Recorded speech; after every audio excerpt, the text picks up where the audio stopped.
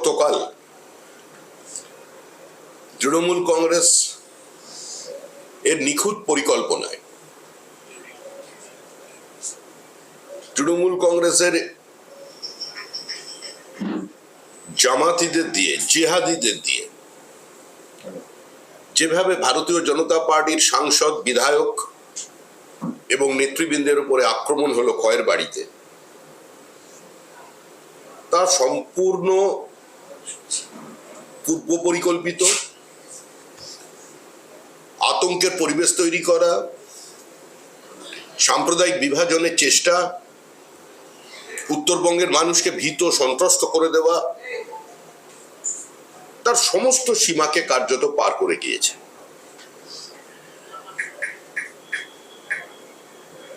এবং সম্পূর্ণভাবেই এই ঘটনার দৃশ্যমানতায় আছে।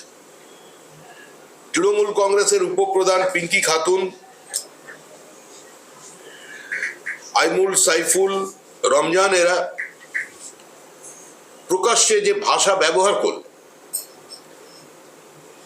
সেটা কোনো কদর্য শব্দ নয়, কিন্তু ভাষা যেগুলো, সেগুলো এখানে আমরা উদ্ধৃতি করছি না, কারণ আমরা রাজ্যের সাম্প্রদায়িক পরিস্থিতিটাকে আরো তলানিতে নিয়ে যেতে চাই না, আমরা বিভাজন চাই না। কিন্তু দিকে দিকে যদি মনে করে বাংলাদেশি অনুপ্রবেশকারীদের দিয়ে, রোহিঙ্গাদের দিয়ে বিজেপির উপরে আক্রমণ চলবে, বিজেপির উপরে লেলিয়ে দেবে,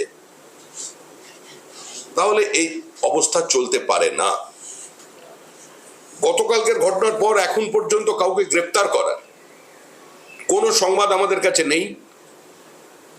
যারা অপরাধী, যারা প্রকাশ্যে একজন আদিবাসী সাংসদের উপরে এ ধরনের একটা জীবনঘাতী হামলা করেছে, কার্যত সিআইএসএফ এর উপস্থিতিতে আমাদের কর্মীদের জন্য তিনি প্রাণে বেঁচেছেন। এই প্রাণঘাতী হামলা হলো পুলিশের উপস্থিতিতে। ঘটনা ঘটার কিছুক্ষণ আগে শোনা যাচ্ছে সেখানে পুলিশের এসপি ছিলেন, আমি নিজে তার কনভয় দেখেছি, তিনি সেখানে বেরিয়ে গেলেন। কিন্তু দুর্ভাগ্যবশত পুলিশের সামনে এ ধরনের আক্রমণ চলল, আর পুলিশ কোনো ব্যবস্থা নিল না। ঘটনা ঘটে যাবার বহু টেলিফোনের পরে 2 ঘন্টা পরে সেখানে পুলিশ এসে পৌঁছল, এবং পুলিশ জানাচ্ছে যে বিজেপি ওখানে যে যাবে এ কথা তাদের জানা ছিল না। অর্থাৎ তৃণমূল কংগ্রেস কালকে দেবী রূপী মমতা বন্দ্যোপাধ্যায়কে আদিবাসী রক্ত দিয়ে ওখানে বোধন করেনি। মমতা বন্দ্যোপাধ্যায়কে উপহার দিল তৃণমূল কংগ্রেসের কর্মী। দায়িত্ব জ্ঞানহীন কিছু মন্তব্য কোথায় পৌঁছতে পারে মানুষকে, আজকে তার দৃষ্টান্ত পশ্চিমবঙ্গের মানুষ দেখছেন। বামুনডাঙ্গায় নামে একটি গ্রাম, চা বাগানের শ্রমিকরা সেখানে বসবাস করেন, 9 জন মারা গিয়েছেন।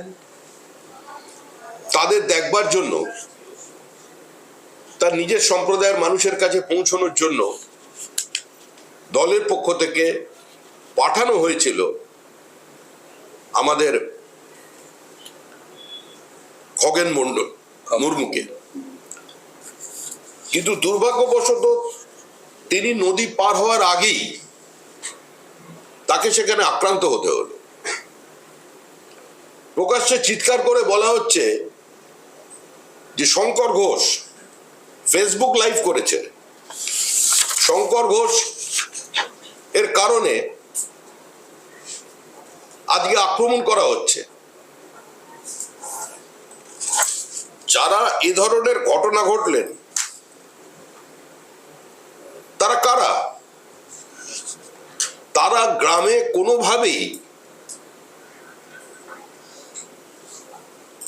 এই প্লাবনের কারণে ক্ষতিগ্রস্ত নয়। হাজিপাড়া বা হাজি বস্তি, সেটা প্রত্যেকের জানা। গত 2 বছরের মধ্যে সেখানকার ডেমোগ্রাফি বদলে গিয়েছে। আজকে তাদের দিয়ে পরিকল্পিত হবে আদিবাসীদের উপরে আক্রমণের একমাত্র কারণ হচ্ছে ওই আদিবাসী এলাকা থেকে বিজেপি সাংসদ লিড পান, ওখানের এমএলএ বিজেপির, ওই গ্রামের মধ্যে বিজেপির পঞ্চায়েত সমিতির সদস্য আছেন, পঞ্চায়েতের ওখানে সদস্যরা আছেন, এবং বিগত নির্বাচনেও সেখানে তৃণমূল কোনো সুবিধা করতে পারেনি, শুধুমাত্র রাজনৈতিক কারণে আজকে এই হামলা করা হলো এবং এখনো পর্যন্ত গ্রেপ্তার নেই। এই ঘটনা শুধুমাত্র জলপাইগুড়িতে ঘটছে, কুচবিহারে ঘটছে তা নয়, পশ্চিমবঙ্গের সর্বত্র একটা সম্প্রদায়ের মানুষকে লেলিয়ে দেওয়া হচ্ছে বিজেপির বিরুদ্ধে। এখনো কোনো ব্যবস্থার সম্পর্কে গ্রহণ করেনি। মুখ্যমন্ত্রী কালকে গিয়েছিলেন, তিনি কিছু অবাস্তব বক্তব্য রাখছেন মানুষের সামনে ধারাবাহিকভাবে ডিবিসি নিয়ে। কখনো তিনি বলে যাচ্ছেন যে পরিকল্পিতভাবে কেন্দ্রীয় সরকার এখানে মানুষকে মারবার পরিকল্পনা করেছেন। কোনো সুস্থ সামাজিক ব্যবস্থা এগুলোকে গ্রহণ করতে পারে না। প্রধানমন্ত্রীর আজকে পাঠিয়েছিলেন কিরণ রিজিজুকে, তিনি এসে খগেন মুর্মুর সঙ্গে দেখা করেন, সাম্প্রতিক পরিস্থিতির সম্পর্কে খোঁজখবর নেন। গতকাল রাত্রে প্রতিরক্ষা মন্ত্রী রাজনাথ সিং তিনি ফোন করেছিলেন, তিনি পুরো ব্যবস্থা সম্পর্কে জেনেছেন। আমাদের সম্পর্কে প্রতিনিয়ত গৃহমন্ত্রী আছেন, বিজেপির সমস্ত কেন্দ্রীয় নেতৃবৃন্দ আজকে এই বিষয়টি দেখছেন। দলের পক্ষ থেকে পশ্চিমবঙ্গের বিভিন্ন জায়গায় আমরা ত্রাণ সামগ্রী সংগ্রহ করছি। বিভিন্ন বিজেপি শাসিত রাজ্য এবং যেখানে বিজেপি ক্ষমতায় নেই সেই রাজ্য থেকেও আমাদের কাছে টেলিফোন এসেছে যে ত্রাণের জন্য আমরা কি চাই, মানুষের পাশে কিভাবে দাঁড়ানো যেতে পারে তার জন্য দেখার। কিন্তু সর্বোপরি যে বিষয়টা আছে যে আমাদের কালকে মনোজ ওরাও কুমারগ্রামে, তিনি বিধায়ক, তিনি ত্রাণ বন্টন করতে যাওয়ার সময় তিনিও আক্রান্ত হলেন। আপনাদের এখানে যাদের বুম রাখা আছে এর মধ্যে অনেকেরই সাংবাদিক কালকে প্রহৃত হয়েছে, নির্মম ভাবে তাদের মারা হয়েছে। ইউটিউবার, খুঁজে খুঁজে ইউটিউবার, কোন ইউটিউব চ্যানেল কার প্রতিক্রিয়া বারবার চালায়, তাদের পর্যন্ত কালকে মারা হল। একটা সংগঠিত ভাবে তৃণমূল আক্রমণ করছে যে দিকে দিকে মানুষকে ভীত সন্ত্রস্ত করে দাও। এসআইআর কার্য করার আগেই এমন পরিস্থিতি তৈরি করো যাতে নির্বাচন কমিশনের আধিকারিকরা পুরা যারা ওই স্পটে না পৌঁছতে পারে। আমরা এই ঘটনার জন্য এনআইএ তদন্তের দাবি করছি, কারণ বারবার এই পরিস্থিতি চলতে পারে না। কেউ যদি মনে করে থাকেন যে কোনো সাংসদকে আক্রমণ করে রক্তাক্ত করে ক্ষতবিক্ষত করে দিয়ে বিজেপি যারা গতকাল এই কাণ্ড ঘটিয়েছেন তারা পাতালেও যদি ঢুকে থাকে, তাদের আমাদের সরকার আইনি ব্যবস্থার মধ্যে দিয়ে তাদের টেনে বার করবে। এবং যারা এই নিয়ে বিভিন্ন ধরনের বিবৃতি দিচ্ছেন তারাও মনে রাখবেন দিন একরকম যায় না। আমরা কোনো ধরনের হিংসায় বিশ্বাস করি না। সারা ভারতবর্ষে একটার পর একটা নির্বাচন হচ্ছে, বহু প্রতিষ্ঠিত রাজনৈতিক দল তাদের প্রাপ্ত ভোট প্রায় তলানিতে পৌঁছচ্ছে, কিন্তু সেখানে কোনো প্রতিক্রিয়া নেই। সরকারের পরিবর্তন হচ্ছে, কোনো আক্রমণ নেই, রক্তপাত নেই, জেসিবি মেশিন দিয়ে বাড়ি ভাঙা নেই, ঘর ছাড়া নেই, গণধর্ষণ নেই, লুট নেই।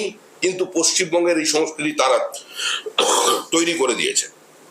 জলপাইগুড়িতে 1000-এর বেশি বাড়ি ভেঙে গেছে। কুচবিহারের মতো শহর, সেই শহরবাসীও মনে করতে পারছেন না যে তাদের ওয়ার্ডে এত জল তারা এর আগে কোনোদিন দেখেছেন কিনা। তৃণমূল কংগ্রেসের এই কুকর্মের ফলে আজকে এই পরিস্থিতি তৈরি হয়েছে। ম্যানমেড এটা নয়, এটা বলে বলার কোনো অর্থ নেই। মুখ্যমন্ত্রী ঠিকই বলছেন, ম্যানমেড বন্যা, এটা তৃণমূল মেড বন্যা।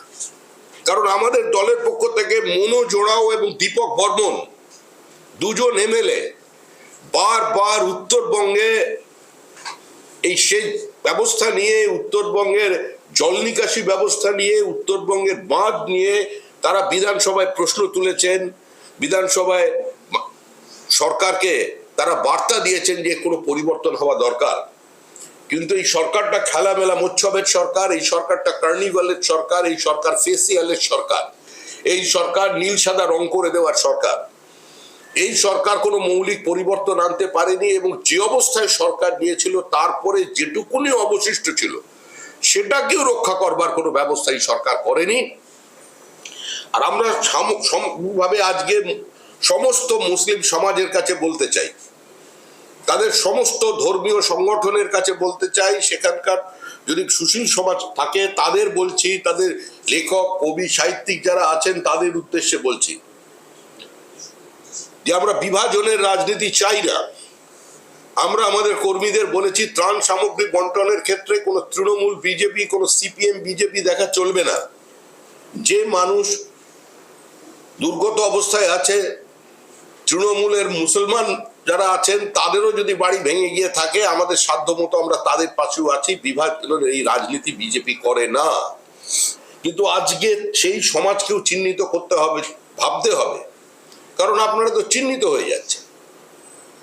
মুসলিম এলাকায় বিজেপি গেলেই সে আক্রমণের শিকার হবে, তার দায় কে নেবে? একটা সর্বভারতীয় রাজনৈতিক দল 20টার বেশি রাজ্যে সরকার পরিচালনার দায়িত্বে আছে। কংগ্রেসের গর্ভ থেকে জন্ম না নেওয়া, কংগ্রেস ভেঙে তৈরি না হওয়া বিজেপি তৃতীয়বারের জন্য মানুষের আশীর্বাদে আজকে ক্ষমতায় আছে।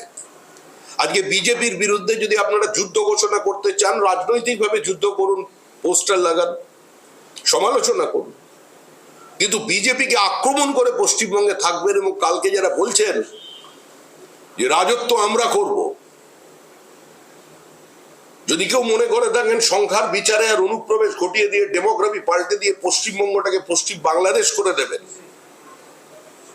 পশ্চিমবঙ্গের বহুত্ববাদকে ধ্বংস করে দেবেন, তাহলে তারা মূর্খের স্বর্গে বাস করছে। মানুষ এবার প্রতিরোধ গড়ে তুলবে। এবারে মানুষ নিজের হাতে আইন তুলে নেবে। যারা বাড়িতে অস্ত্র রাখতো না তারা কালকে বলছেন সেখানকার আদিবাসীরা তীর ধনুক বার করেছে, বলে আপনাদের আমরা পার করে দিয়ে আসবো সব তীর ধনুক। না, আমরা এখানে ত্রাণ করতে এসেছি। কোনো ধরনের উত্তেজনা, কোনো মানুষ আহত হোক, এটা আমাদের কাছে কাম্য নয়। কিন্তু ত্রাণ দিতে গিয়ে, মানুষের পাশে দাঁড়াতে গিয়ে, বন্যা দুর্গত এলাকায় গিয়ে কোনো রাজনৈতিক দল আক্রান্ত হয় এবং তাদের সমস্ত গাড়ি ভেঙে দেওয়া হয়, সেখানকার সাংসদকে রক্তাক্ত করে দেওয়া হয়। অতীতে এই ঘটনা, অন্তত আমি 4 দশকের বেশি সময় রাজনীতিতে আছি, বহু ত্রাণ শিবিরে গেছি, এই ঘটনা কোনোদিন আমি দেখিনি। এবং আশ্চর্যজনক ভাবে পুলিশ অফিসার তিনি এসে বলছেন যে আপনারা যে আসবেন এর একটা হোয়াটসঅ্যাপ যদি করে দিতেন তাহলে আমাদের পুরো ব্যবস্থা থাকতো। তাহলে পুলিশের ইন্টেলিজেন্স কোথায় আছে? খুব ভালো করে জানেন তারা আমরা আছি। সমস্ত সাংবাদিকরা এয়ারপোর্টে দাঁড়িয়ে আছেন, যেখান দিয়ে যাচ্ছি, যেখানে পৌঁছেছি সেখানে আগে থেকে সমস্ত হাউসের সাংবাদিকরা সেখানে আছেন। সেখানে পুলিশ 16-17 জন পুলিশ অফিসার সেখানে দাঁড়িয়ে আছেন, তার মধ্যে এসআইও ছিলেন। তো তারা জানতে পারছেন না, পুলিশের সর্বোচ্চ কর্তা জানতে পারছেন না? নাকি কাল মুখ্যমন্ত্রী যাবেন বলেই তৃণমূল কংগ্রেস তাকে স্বাগত জানানোর জন্য একজন আদিবাসী রক্ত ঝরিয়ে দিল?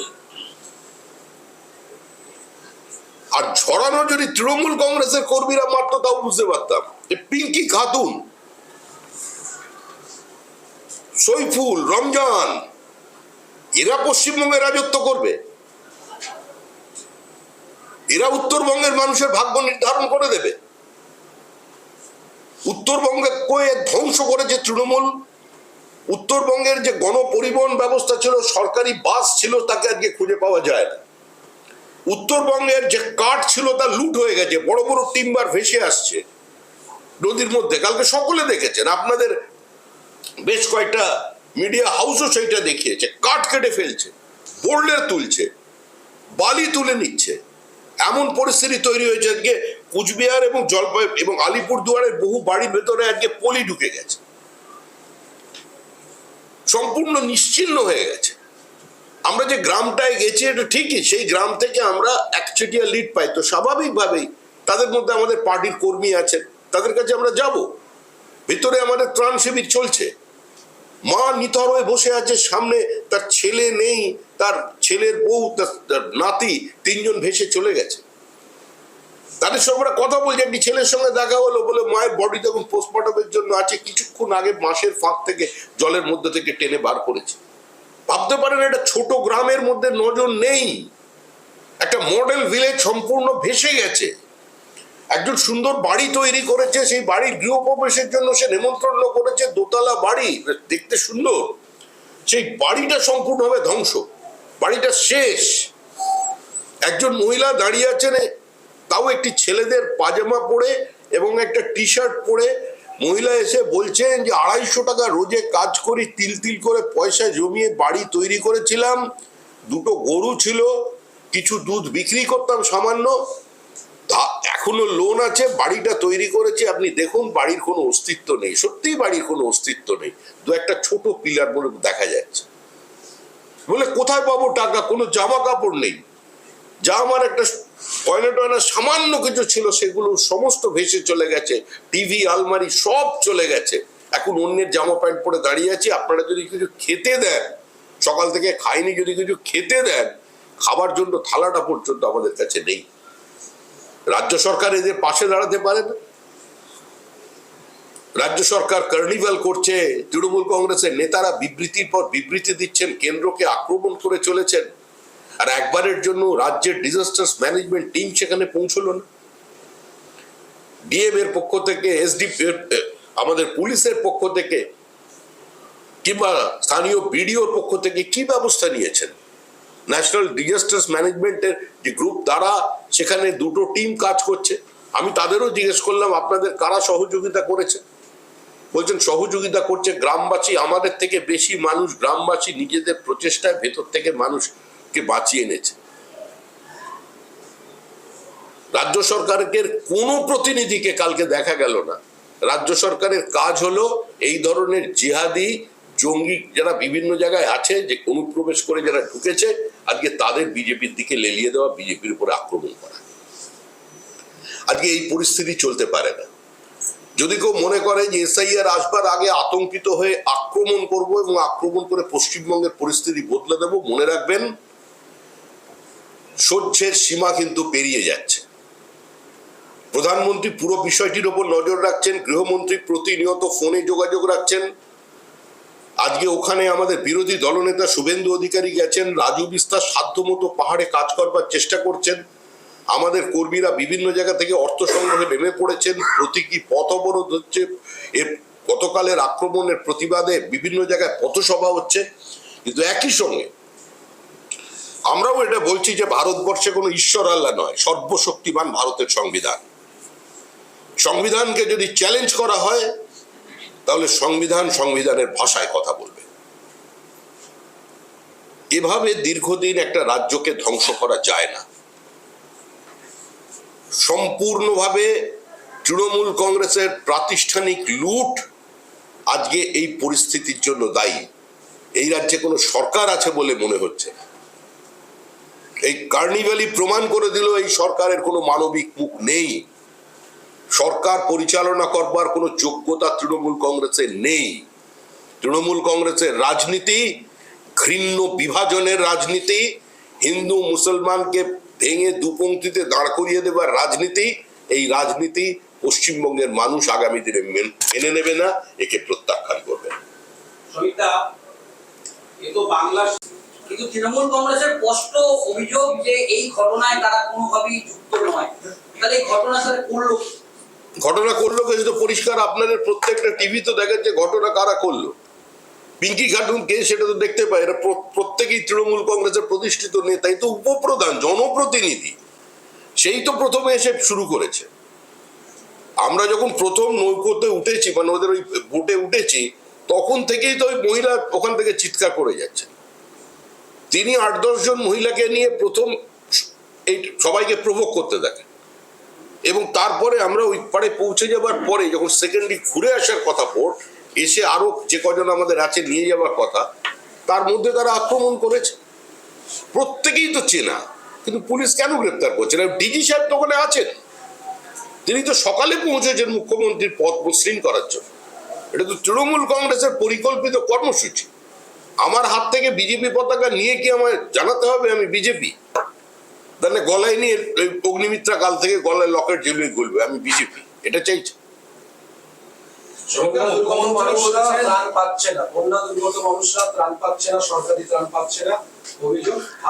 অভিযোগ কি? কোন মানুষই পৌঁছয়নি। আপনি কার্নিভালে ব্যস্ত ছিল, কলকাতায় কার্নিভাল হচ্ছে আর বিভিন্ন জেলায় জেলায় মৎস্য হচ্ছে, এটাই তো তৃণমূল কংগ্রেস। প্যান্ডেলের সাইজ দেখুন না, বেশি দূর যেতে হবে না। আপনি বিধাননগরের রাস্তার অবস্থা দেখুন, বিধাননগরের ফাংশনের ভলিউম গুলো দেখুন। বিধাননগর লাগোয়া দমদমের প্রত্যেকটা মিউনিসিপ্যালিটির দিকে তাকান, কি ধরনের অবস্থা সেখানে আছে। আর এক একজন কাউন্সিলর, একজন তো বললেন আমার 5 কোটি টাকার ফাংশন না 5 কোটি টাকার পুজো ঘোষণা করছেন মাইক। तो राज्यपाल की भूमिका पर क्या कहीं निराशा है आप लोगों की? ना, हमारा आशा निराशा का बात नहीं है। राज्यपाल का दूसरा काम है, वो कॉन्स्टिट्यूशन का कस्टडियन है। हम लोग राजनीतिक स्तर पे राजनीतिक दल जैसे काम करते हैं, आंदोलन छेड़ते हैं, वही काम हम लोग करेंगे। हम हमारा हिसाब से तृणमूल का साथ जो हमारा पॉलिटिकल फाइट है वो जारी रहेगा। लेकिन राज्यपाल क्या करते हैं सुनिए उससे जा करके, हम लोग यही बोल, और हम भी जानना चाहते हैं ना।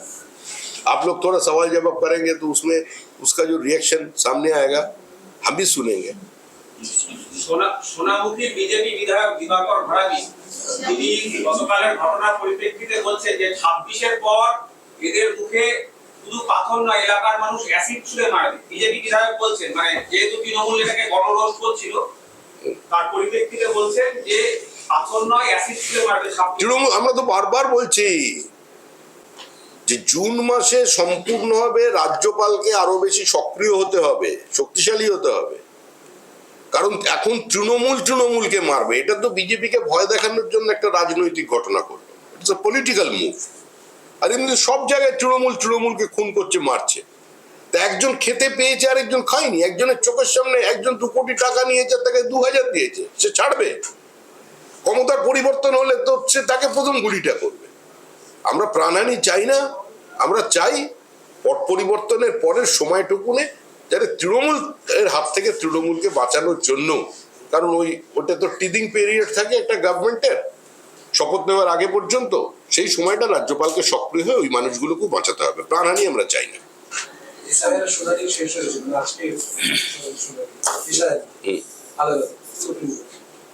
এ ব্যাপারে আমার কি বলার থাকতে পারে? কোন জায়গায় বিজেপির কর্মী সমর্থকরা আতঙ্কিত নেই। 2021 সালের এত বড় অত্যাচারের পরেও পঞ্চায়েত নির্বাচনে আমাদের কর্মীরা ছিল। সম্পূর্ণ ভোট লুটের পরেও কাউন্টিং স্টেশনের পরিবর্তন করে সংখ্যালঘু এলাকায় ঢুকিয়ে দেবার পরেও কয়েক হাজার মহিলার ভোট মানে নির্বাচনী পত্র বাতিল করার পরেও 11,000-এর বেশি আসনে আমরা জিতেছি। এটা মনে রাখতে হবে। বিজেপির 287 জনকে এখন পর্যন্ত খুন করেছেন। পশ্চিমবঙ্গে বিজেপি বন্ধ হয়েছে, বিজেপির মিছিল বন্ধ হয়েছে। এসব খুন আমরা অনেক দেখেছি। কেরলে আমাদের 76 জন এখন পর্যন্ত লাইফার আছেন, মারের বদলা মার দিয়ে কেরলে আছেন। তো হিংসার জবাব বিজেপি হিংসা দিয়ে দিতে জানে, কিন্তু ওইটা পথ নয়। মালদার হরিশ্চন্দ্রপুরে কংগ্রেস নেতাকে গাড়ি দিয়ে পিষে খুন করার অভিযোগ, কংগ্রেসের নেতাকে মালদার হরিশ্চন্দ্রপুরে গাড়ি দিয়ে পিষে খুন করার অভিযোগ দলের পুরনো কর্মীর বিরুদ্ধে। মানে এটা হচ্ছে কি যেন বলে,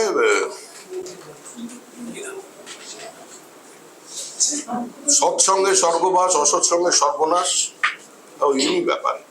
তার আত্মার সদ্গতি কামনা করি।